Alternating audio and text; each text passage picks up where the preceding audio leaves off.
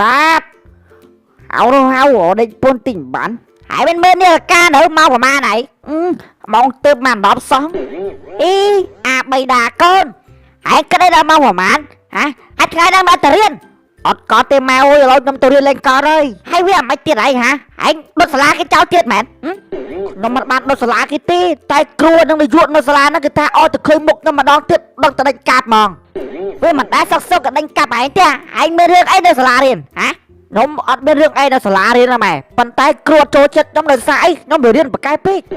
វាមិនដែរគ្រូណាឃើញសិស្សរៀនបកកែដេញកាប់សិស្សទេមានតែលើកទឹកចិត្តឯងថែមបើម៉ែឯងទៅឃើញខ្ញុំទាល់បើម៉ែឯងថាអាណិតខ្ញុំខ្លោចចិត្តប៉ុណ្ណាម៉ែមើលគ្រូឃើញខ្ញុំរៀនបកកែពេកគាត់ទៅហៅគ្រូប្រុសគ្រូស្រីលោកនាយកមកជុំនេះទាំងអស់សួរខ្ញុំប្រហែលផាយជាង3លានសំណួរខ្ញុំឆ្លើយផាយបានទេអស់លីង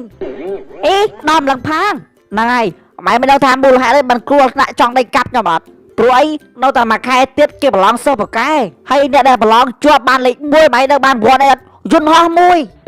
ហើយលោកនាយកឃើញខ្ញុំរៀនបកកែពេកបានតែគាត់ទៅចាក់ជួយលោកគ្រូដាក់គ្រូថាខ្ញុំជេរម៉ែគាត់ព្រោះអីបើខ្លាចខ្ញុំបានរង្វាន់យន្តហោះហ្នឹងខ្ញុំពេលមករៀនខ្ញុំជិះទៅចតនៅសាលាទៅផ្អើលគោលោកនាយកក៏ពោះចោលស៊ីស្មៅនៅសាលារៀនអី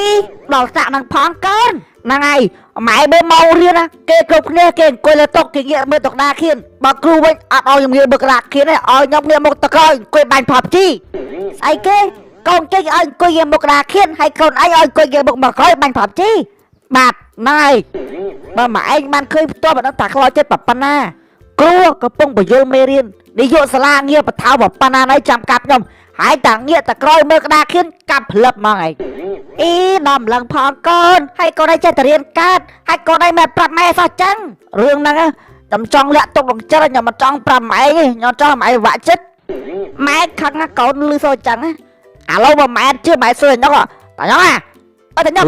តែនេះផ្លែតមើលហើយវាកាយ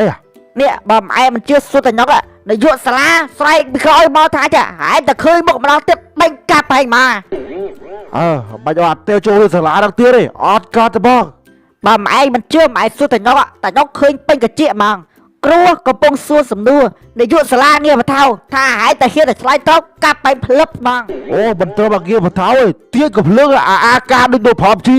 គីមកជួក្បាលទៅទៀតអីធ្វើបាបកូនខ្ញុំដល់ម្លឹងផងឥឡូវខ្ញុំចង់ដាក់ពាក្យបណ្ដឹងឲ្យមិនដែរតាអូបាច់ទៅរឹកស៊ីតជឿពូបាច់ទៅទេម៉ែមិនចាប់ទៅដាក់ពាក្យបណ្ដឹងអីដល់តែខាតពេកទេម៉ែអើយជឿតាមតែញោកទៅមិនបាច់ទៅទេទោះបីរៀនក៏គ្មានចេះដែរគ្រូនឹងគ្មានចេះស្អីគេម៉ែមើល1+1=3ហ្នឹងហើយទៅបណ្ដឹងធ្វើអី